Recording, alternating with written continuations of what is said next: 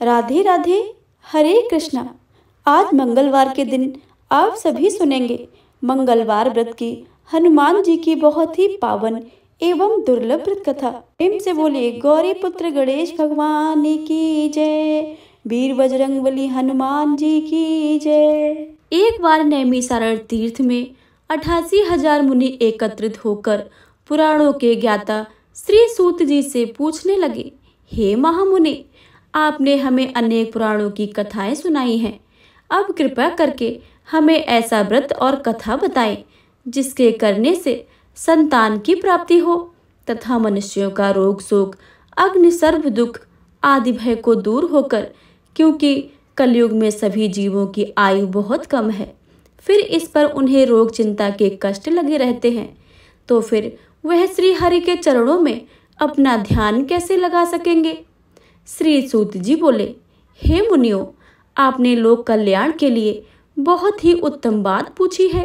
एक बार युधिष्ठिर ने भगवान कृष्ण से लोक कल्याण के लिए यह प्रश्न किया था। भगवान श्री कृष्ण और युधिष्ठिर का संवाद मैं तुम्हारे सामने कहता हूँ, तुम ध्यान पूर्वक सुनो। एक समय पांडवों की सभा में श्री कृष्ण जी बैठे हुए थे। तब युधिष्ठिर ने भगवान श्री कृष्ण से प्रश्न किया, प्रभु, हे नंदन, हे गोविंद, आपने मेरे लिए अनेकों कथाएं सुनाई हैं। आज कृपया करके ऐसा व्रत या कथाएं सुनाएं जिसके करने से मनुष्य को रोग चिंता भय समाप्त हो और उसके पुत्र की प्राप्ति हो। हे प्रभु, बिना पुत्र के जीवन व्यर्थ है। पुत्र के बिना मनुष्य नरकगामी होता है। पुत्र के बिना मनुष्य पितृतृण से छुटकारा नहीं पा सकता है, न ही उसका पुत्रांग नामक नरक से उद्धार हो सकता है। अतः पुत्रदायक व्रत बतलाइए। श्री कृष्ण भगवान बोले, हे राजन, मैं एक प्राचीन इतिहास सुनाता हूँ, आप उसे ध्यान पूर्वक सुनो। कुंडलपुर नामक एक नगर था। उसमें नंदा नामक एक ब्राह्मण रहता था। भगवान की कृपा से उसके पास सब कुछ था, फिर भी वह दुखी था। इसका कारण यह था कि ब्राह्मण की स्त्री सुनंदा के कोई संतान न थी।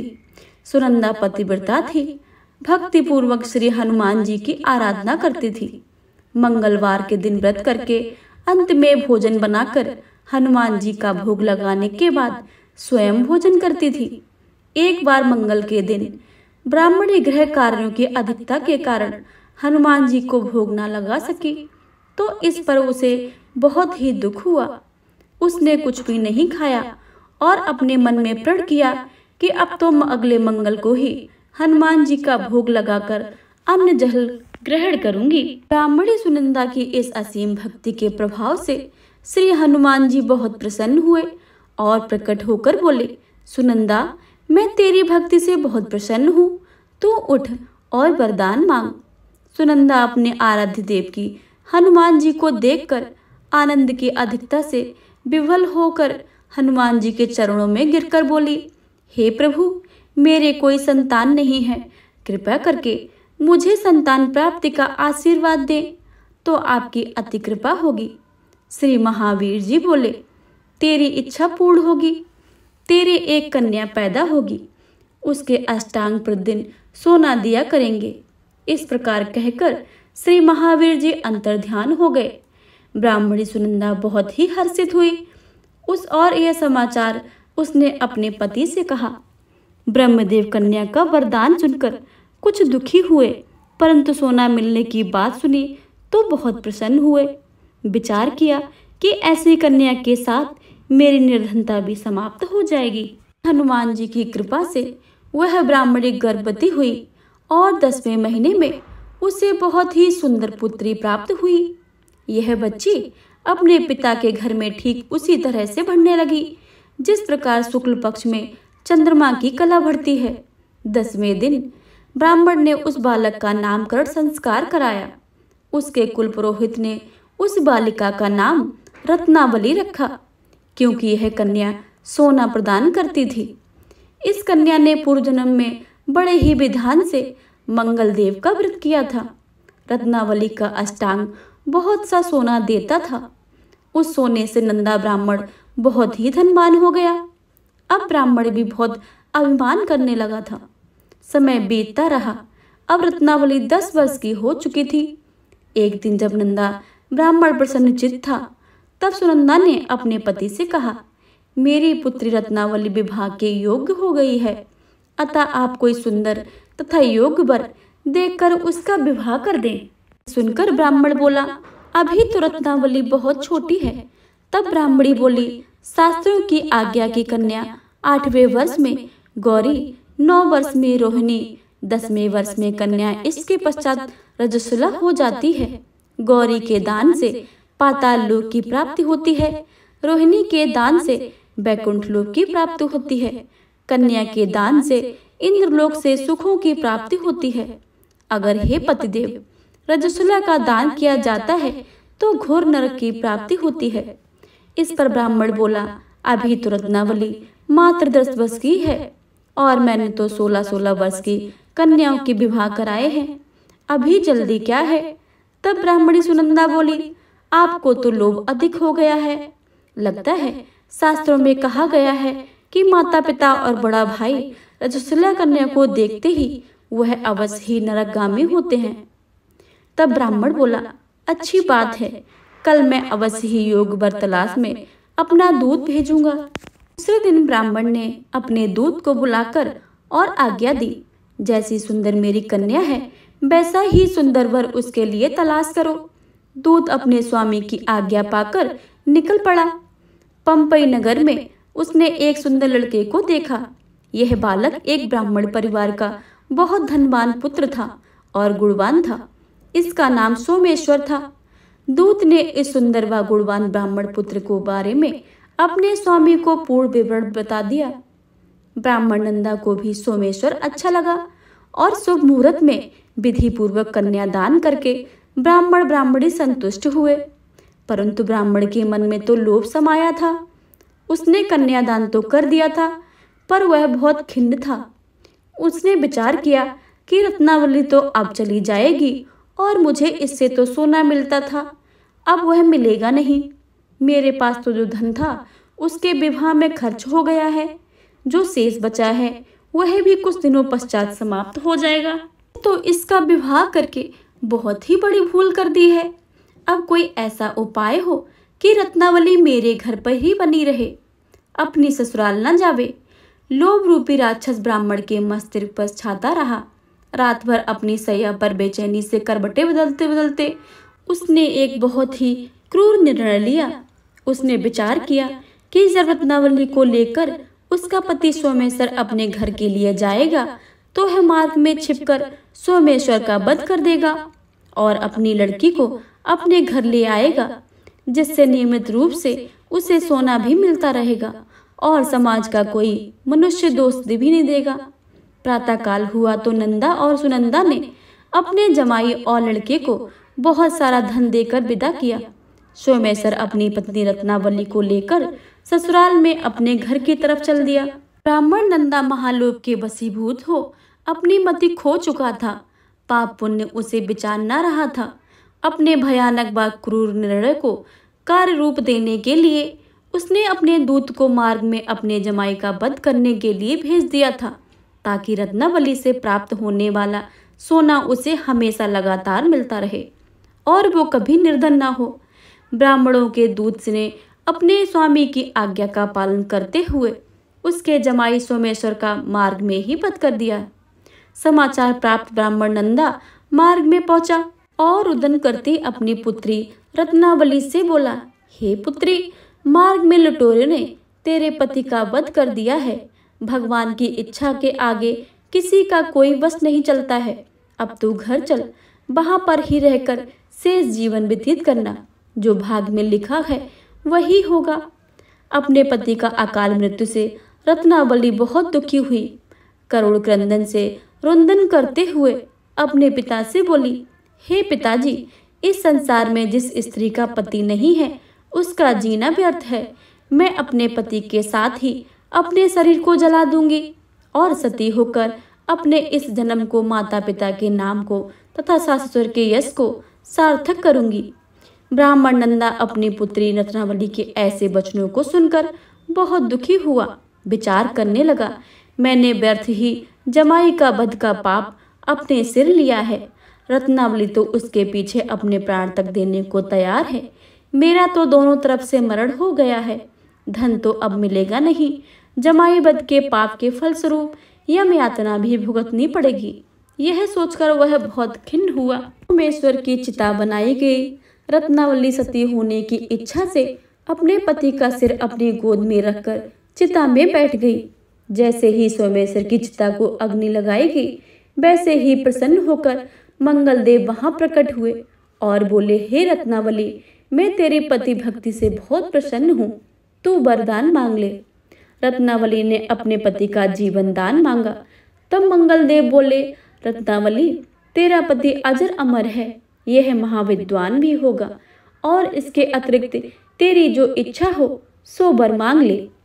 तब रत्नावली बोली, हे ग्रहों के स्वामी, यदि आप मुझ पर प्रसन्न हैं तो मुझे यह वर दीजिए कि जो मनुष्य मंगलवार के दिन प्रातः काल लाल पुष्प लाल चंदन से पूजा करके आपको स्मरण करे, उसके रोग व्याधि ना हो, स्वजनों का कभी वियोग ना हो, सर्प अग्नि तथा शत्रुओं का भय ना रहे।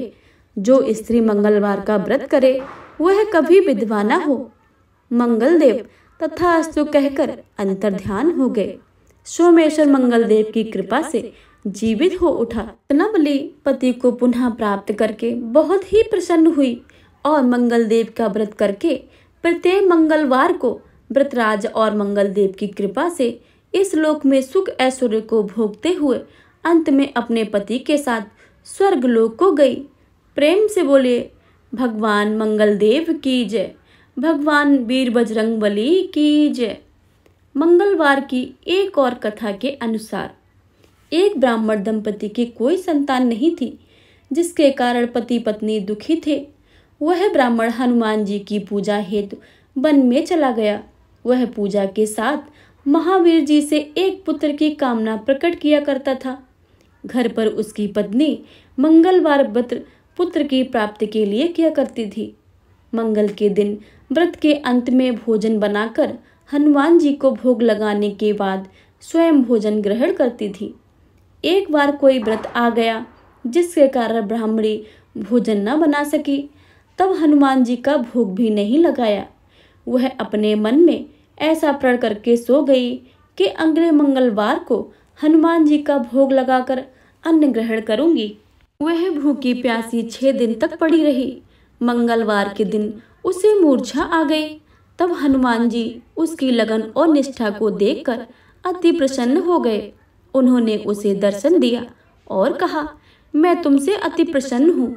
मैं तुमको एक सुंदर बालक देता हूँ जो तेरी सेवा किया करेगा।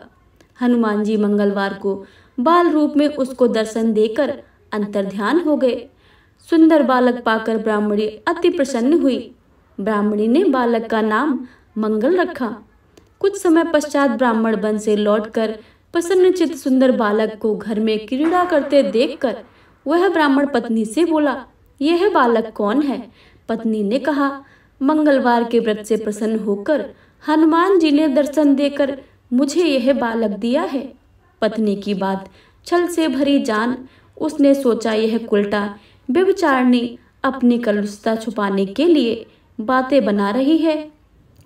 एक दिन उसका पति कुएं पर पानी भरने चला तो पत्नी ने कहा कि मंगल को भी साथ ले जाओ।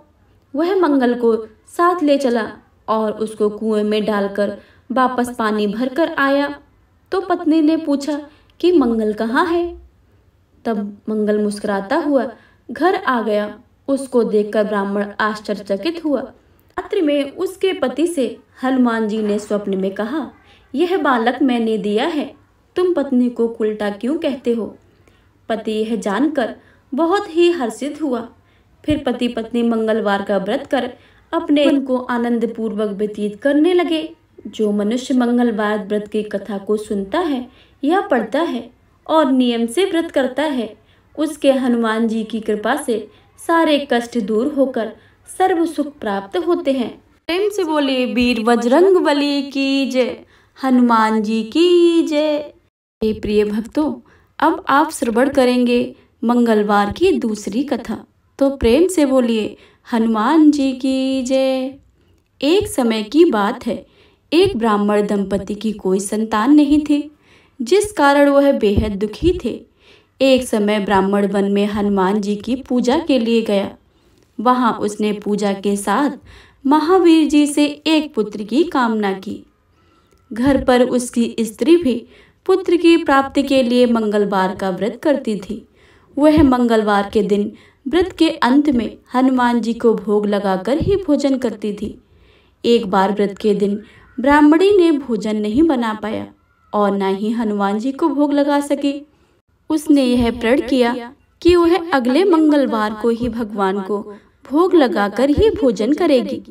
वह भूखी प्यासी 6 दिन तक पड़ी रही। मंगलवार के दिन वह बेहोश हो गई। हनुमान जी उसकी निष्ठा और लगन को देखकर प्रसन्न हुए। हनुमान जी ने उन्हें आशीर्वाद स्वरूप ब्राह्मणी को एक पुत्र दिया और कहा कि यह तुम्हारी बहुत ही सेवा करेगा। बालक को पाकर ब्राह्मणी अति प्रसन्न हुई। उसने बालक का नाम मंगल रखा। कुछ समय उपरांत जब ब्राह्मण घर आया तो बालक को देखकर पूछा कि यह कौन है। तब पत्नी बोली कि मंगलवार व्रत से प्रसन्न होकर हनुमान जी ने उसे यह बालक दिया है। ब्राह्मण को अपनी पत्नी की बात पर विश्वास नहीं हुआ। एक दिन मौका देखकर ब्राह्मण ने बालक को कुएं में गिरा दिया। घर पर लौटने पर ब्राह्मणी ने पूछा कि मंगल कहाँ है। तभी मंगल पीछे से मुस्कुराकर आ गया। उसे वापस देखकर ब्राह्मण आश्चर्यचकित रह गए। रात्रि को हनुमान जी ने उसे सपने में दर्शन दिए और बताया कि यह पुत्र उन्होंने दिया है। ब्राह्मण सत्य जानकर बहुत ही खुश हुआ। इसके बाद ब्राह्मण दंपति प्रत्येक मंगलवार को व्रत रखने लगे। जो मनुष्य मंगलवार को व्रत करता है, कथा को पढ़ता है और सुनता है और नियम से व्रत रखता है, उसे हनुमान जी की कृपा से सब कष्ट दूर होकर सर्व सुख प्राप्त होता है और हनुमान जी की दया का पात्र बनता है। तो प्रेम से बोलिए, वीर बजरंगबली हनुमान जी की जय। सियावर रामचंद्र की जय।